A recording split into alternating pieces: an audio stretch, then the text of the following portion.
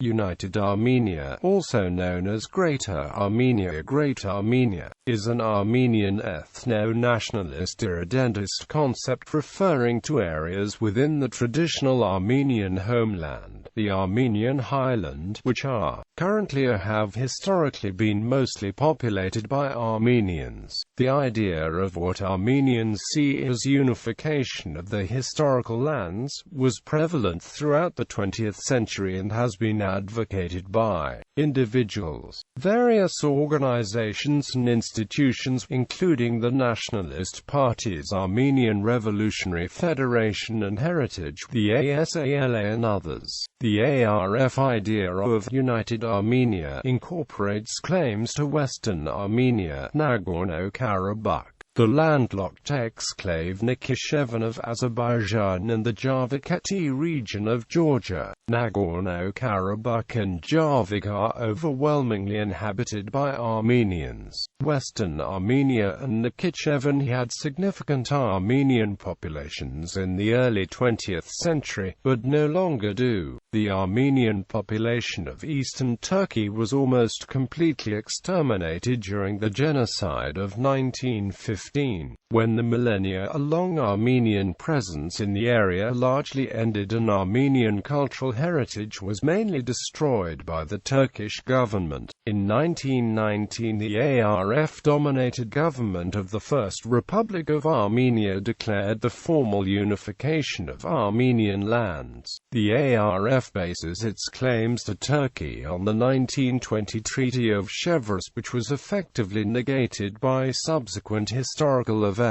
The territorial claims to Turkey are often seen as the ultimate goal of the recognition of the Armenian Genocide and the hypothetical reparations of the genocide. The most recent Armenian irredentist movement, the Karabakh movement that began in 1988, sought to unify Nagorno-Karabakh with then-Soviet Armenia. As a result of the subsequent war with Azerbaijan, the Armenian forces have established effective control over most of Nagorno-Karabakh and the surrounding districts, thus succeeding in de facto unification of Armenia and Karabakh. Some Armenian nationalists consider Nagorno-Karabakh the first stage of a united Armenia. History of the claims. Origins. The term United Armenia was created during the Armenian national awakening in the second half of the 19th century. During this period, the Armenian populated areas were divided between the Russian Empire and the Ottoman Empire. One of the earliest uses of the phrase United Armenia is by the English Society of Friends of Russian Freedom in an 1899 edition of Free Russia Monthly. It quotes a confidential report of Grigory Golitsyn sent to Tsar Nicholas II containing suggestions for a future policy. Golitsyn is convinced that there exists a nationalist movement which aims at the restoration of the independent Armenia of the past. Golitsyn writes that their ideal is one great and united Armenia. The idea of an independent and united Armenia was the main goal of the Armenian national liberation movement during the late 19th and early 20th centuries.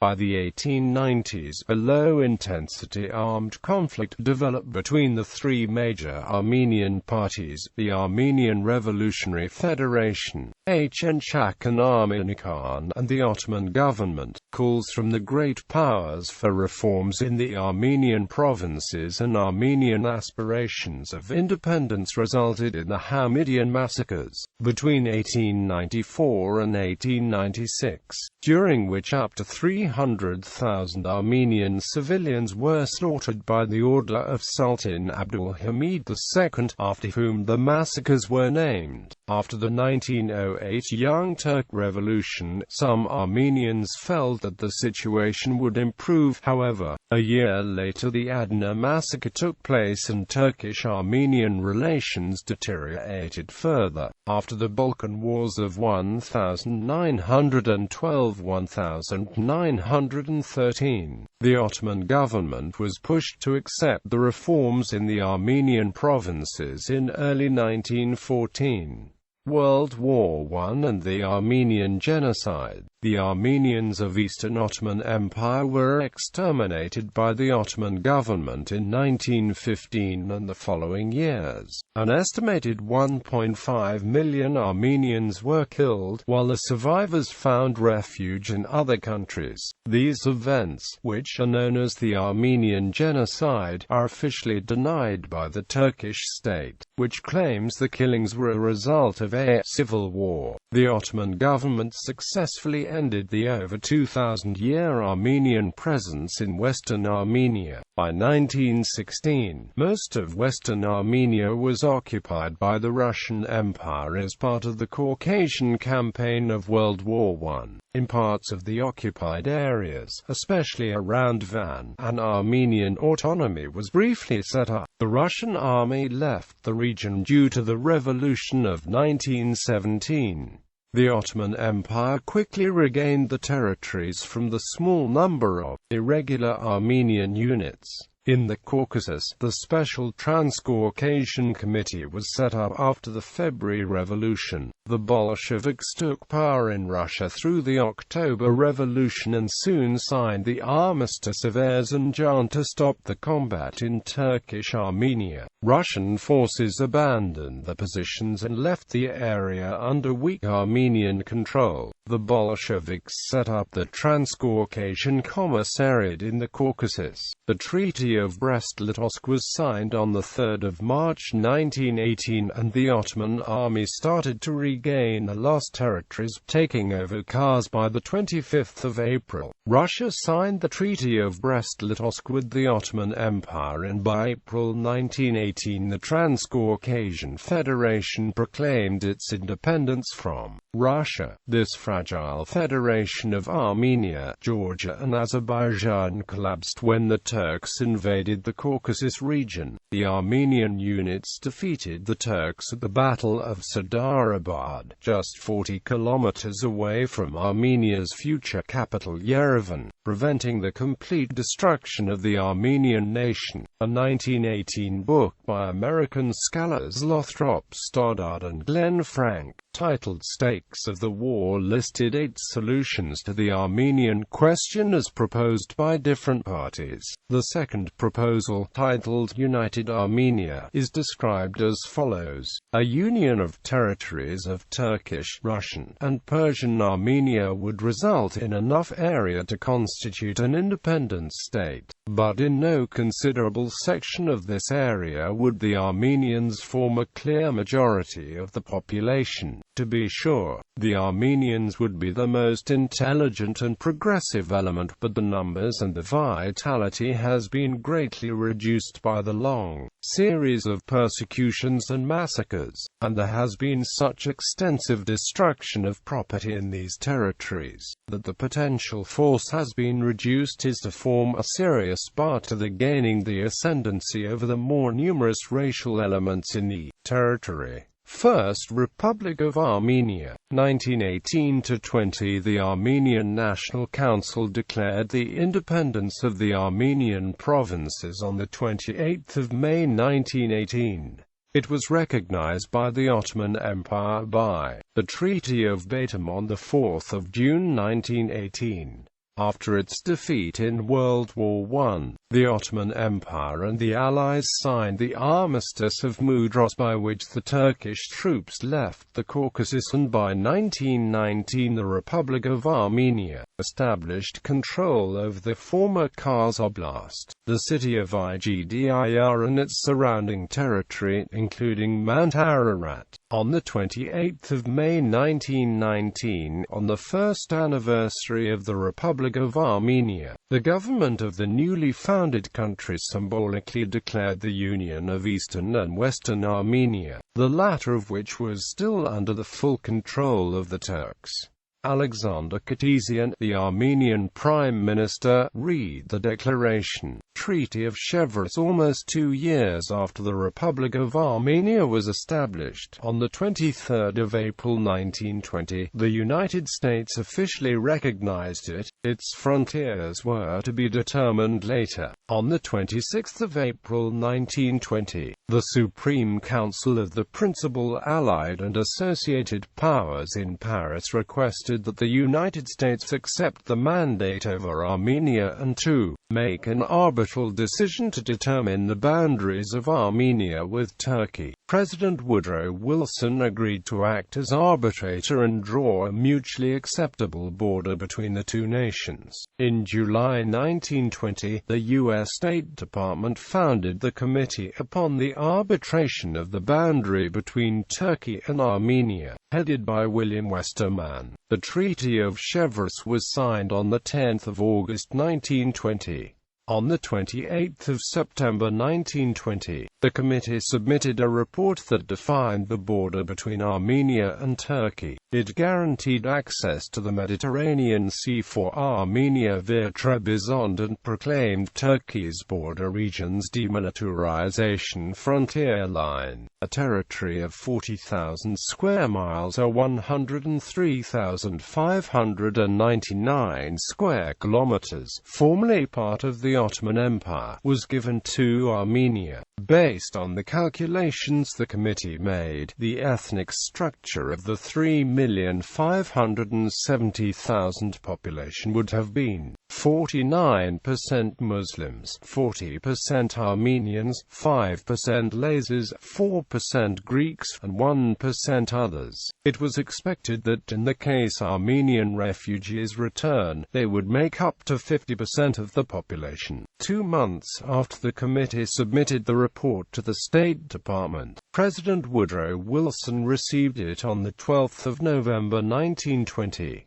10 days later, Wilson signed the report entitled Decision of the President of the United States of America respecting the frontier between Turkey and Armenia, access for Armenia to the sea, and the demilitarization of Turkish territory adjacent to the Armenian frontier. The report was sent to the U.S. ambassador in Paris, Hugh Campbell Wallace, on 24 November 1920. On 6 December 1920, Wallace delivered the documents to the Secretary-General of the Peace Conference for submission to the Allied Supreme Council. Fall of the First Republic. In late September 1920, a war erupted between Armenia and the Mustafa Kemal-led Turkish nationalists led by Kazım Karabekir took place. Turks captured Kars on 30 October 1920.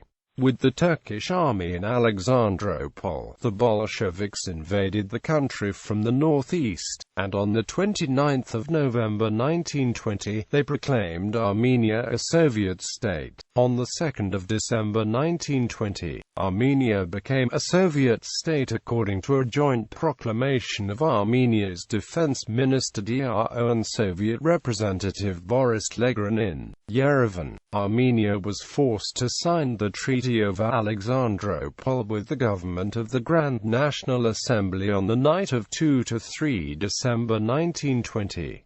The Treaty of Sevres and Wilson's award remained dead letters. Just after the Soviet invasion of Armenia in November 1920, the Soviet Azerbaijani leader Nariman Narimanov declared that the old borders between Armenia and Azerbaijan are declared null and void. Mountainous Karabakh, Zangezur, and Nakhichevan are recognized as integral parts of the Socialist Republic of Armenia. Despite these assurances, both Nakhichevan and Karabakh were kept under Azerbaijani control for another 8 months. On 16 March 1920, 1921, Soviet Russia and the government of the Grand National Assembly signed the Treaty of Moscow. By this treaty, Kars and Ardahan were ceded to Turkey, and Nakhichevan was put under protectorate of Azerbaijan. The Treaty of Kars was signed between the Grand National Assembly government on one side and Armenian SSR, Georgian SSR and Azerbaijan SSR on the other, reaffirming the Treaty of Moscow. Post-World War II, 1945–53. After the end of World War II in Europe, the Soviet Union made territorial claims to Turkey. Joseph Stalin pushed Turkey to cede Kars and Ardahan, thus returning the pre-World War I boundary between the Russian and Ottoman empires. Besides these provinces, the Soviet Union also claimed the Straits. Stalin, perhaps, expected that the Turks, shocked by the Red Army's triumph, would give up, and Washington and London accept it as a fait accompli, writes Jamil Hassanli. Athena Liusi added, while Stalin's motives can be debated, for Armenians at home and abroad the re-emergence of the Armenian question revived hopes for territorial unification. On 7 June 1945, Soviet Foreign Minister Vyacheslav Molotov informed the Turkish ambassador in Moscow that the USSR demanded the revision of its border with Turkey to repopulate the claimed areas with Armenians. The Soviet government organized a repatriation of Armenians living abroad, mostly survivors of the Armenian Genocide. Between 1946 and 1948, 90,000 to 100,000 Armenians from Lebanon, Syria, Greece, Iran, Romania, France, and elsewhere moved to Soviet Armenia. An Office of Strategic Services document dated 31 July 1944 reported that the Armenian Revolutionary Federation changed its extreme anti-Soviet sentiment due to the rise of the Soviet power at the end of the war. In a memorandum sent to the Moscow Conference, head of the Armenian Church Gevorgvai expressed hope that justice will finally be rendered to the Armenians by the liberation of Turkish Armenia and its annexation to Soviet Armenia. Armenia's communist leader Grigor Harutunian defended the claims, describing Kars and Ardahan of vital importance for the Armenian people as a whole. The Soviet Armenian elite suggested that the Armenians have earned the right to Kars and Ardahan by the contribution in the Soviet struggle against fascism. Armenian diaspora organizations also supported the idea, as the relations between the West and the Soviet Union deteriorated with the US and the UK backing Turkey. Soviet claims were out of the agenda by 1947. However, it was not until 1953, after Stalin's death, that they officially abandoned the claims, thus ending the dispute. Late Cold War. A wave of Armenian nationalism started in the mid-1960s in the Soviet Union after Nikita Khrushchev came to power and granted relative freedom to the Soviet people during the de-Stalinization era. On 24 April 1965, the 50th anniversary of the Armenian Genocide, a mass demonstration took place in Yerevan. Thousands of Armenians poured into the streets of Yerevan to commemorate the victims of the genocide. However, the goal was not to challenge the authority of the Soviet government, but draw the government's attention to the genocide and persuade the Soviet government to assist them in reclaiming the lost lands. The Kremlin, taking into account the demands of the demonstrators, commissioned a memorial for the genocide. The memorial, which was built on Tsarnakhobet Hill, was completed in 1967. The 1960s and 1970s saw a rise in underground political and armed struggle against the Soviet Union and the Turkish state in and outside of Armenia. In 1966, an underground nationalist party called the National United Party was founded by Haykaz Karkatryan in Yerevan. It secretly operated in Soviet Armenia from 1966 to the late 1980s, and, after the imprisonment of its founding members in 1968, it was led by Paruir Hayrikian.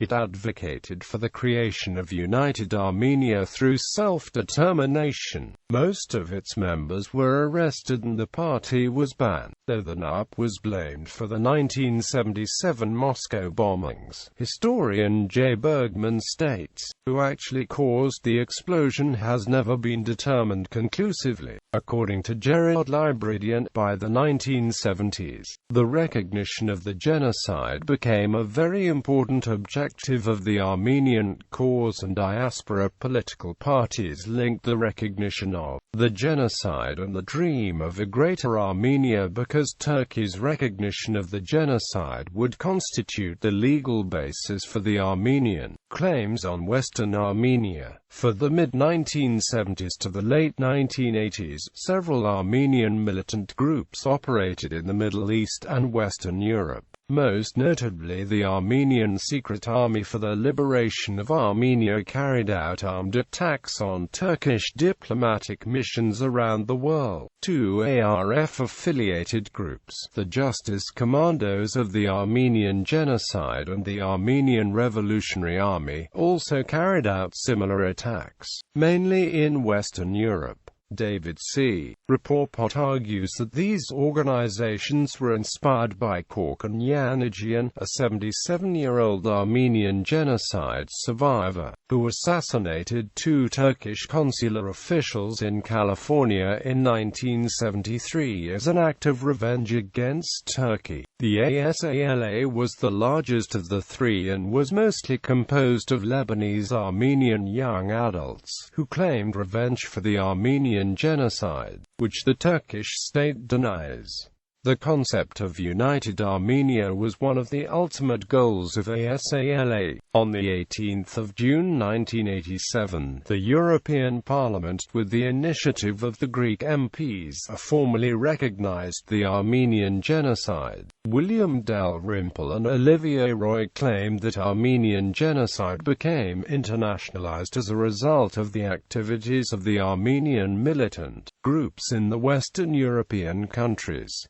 Nagorno-Karabakh conflict, 1988–94. In February 1988, a popular nationalist movement emerged in Soviet Armenia and the Nagorno-Karabakh Autonomous Oblast, a small Armenian populated enclave under the jurisdiction of Soviet Azerbaijan since 1923. The movement demanded the unification of the two entities, reviving the idea of a united Armenia. On 20 February 1988, the Nagorno-Karabakh Supreme Council issued a request to transfer the region from Soviet Azerbaijan to Soviet Armenia. The Moscow government declined the claims, while hundreds of thousands of people demonstrated in Yerevan in support of the idea. Few days later, on 26 February, an anti-Armenian pogrom broke out in the Azerbaijani seaside industrial city Sumgait, forcing thousands of Armenians to leave Azerbaijan en masse. On 15 June 1988, the Supreme Council of Soviet Armenia voted to accept Nagorno-Karabakh into Armenia. On 17 June 1988, the Azerbaijan Supreme Soviet refused to transfer the area to Armenia, saying that it was part of Azerbaijan. The leading members of the Karabakh Committee, a group of intellectuals leading the demonstrations, were arrested in December 1988, but were freed in May 1989. On 1 December 1989, The Soviet Armenian Supreme Council and NKAO Supreme Council declared the unification of the two entities. In January 1990, another pogrom took place against Armenians, this time in Baku. In the meantime, most Azerbaijanis of Armenia and Armenians of Azerbaijan left their homes and moved to their respective countries. Pro-independence members were elected in the majority to the Armenian parliament in the 1990 election. On the 23rd of August 1990, the Armenian parliament passed a resolution on sovereignty. The tensions grew even larger after the Soviet and Azeri forces deported thousands of Armenians from Shahumyan during Operation Ring in April and May 1991. After the unsuccessful August Putsch, more Soviet republics declared independence. On the 2nd of September 1991, the Nagorno-Karabakh Republic proclaimed independence. On the 21st of September 1991, the Armenian independence referendum was held with the overwhelming majority voting for the independence of Armenia from the Soviet Union. On the 26th of November 1991, the Azerbaijani parliament abolished the autonomy of Nagorno-Karabakh. On the 10th of December 1991, an independence referendum was held in Nagorno-Karabakh, boycotted by the Azeri minority, and gained a vote of 99% in favor of independence. The conflict escalated into a full-scale war with the captured Shusha by Armenian forces on the 9th of May 1992.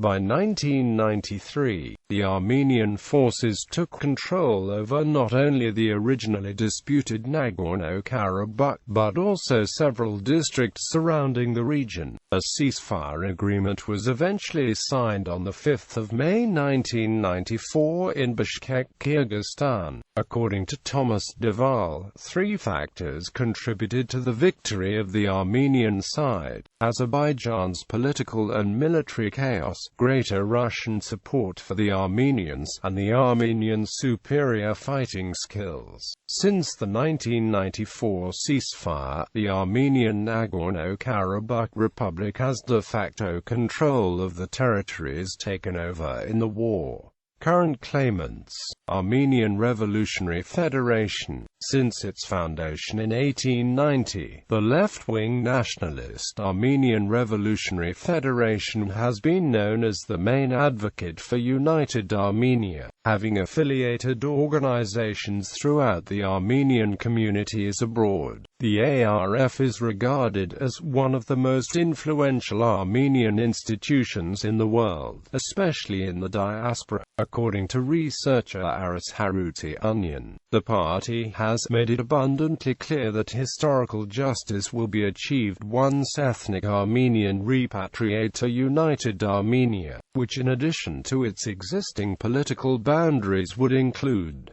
Western Armenia, Nagorno-Karabakh, Nakhichevan and Javakhk. In the 1998 party program, it states that the ARF's first goal is the creation of a free, independent and united Armenia. United Armenia should include inside its borders the Armenian lands by the Sevres Treaty as well as Artsakh, Javakhk and Nakhichevan provinces. Quote, "Free, independent and united Armenia" is the party's main slogan, and was adopted as its supreme objective in the 10th Party Congress in Paris. Rontin Markarian, ARF Bureau Chairman, stated at the 2004 Party Congress, "We are against any relations between Armenia and Turkey that would mean acceptance of any preconditions by us, that would require us to give up our rights or any part of them. We will keep up pressure on Turkey until we achieve full victory, until international recognition of the fact of genocide, until the creation of a united Armenia."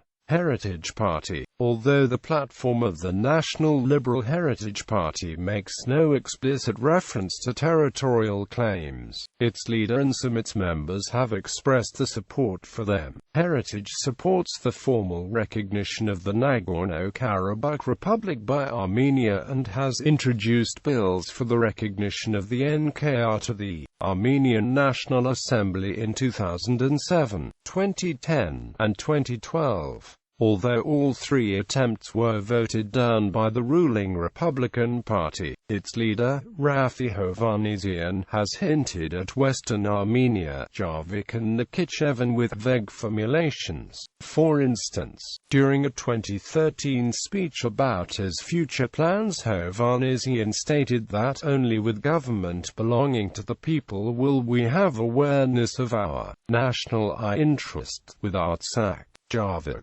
Western Armenia, and future for our children. Quote, in 2011, a leading party member, Zaruhi Postanjian, stated in an open letter to presidents of Armenia and NKR that by organizing a repatriation of diaspora Armenians to Armenia and Nagorno-Karabakh, we will base for the liberation of our entire homeland. In an April 2015 conference on the Armenian Genocide centenary, Postanjian stated that Armenia should restore its territorial integrity by claiming the territory of its historic homeland. Quote, when asked about how realistic Armenian claims to its historic lands are, heritage leader Hovhannisyan responded, today's romantic will become tomorrow's realist. Quote, in an opinion piece published in the Jerusalem Post on April 11, 2015, Hovhannisyan wrote that Turkey occupies Western Armenia and called for the creation of an Armenian national hearth in historic Western Armenia. Quote, he added, negotiations between the republics of Turkey and Armenia triggering the first-ever sovereign reciprocal demarcation of the official frontier, including but not limited to provisions for an Armenian easement to the Black Sea,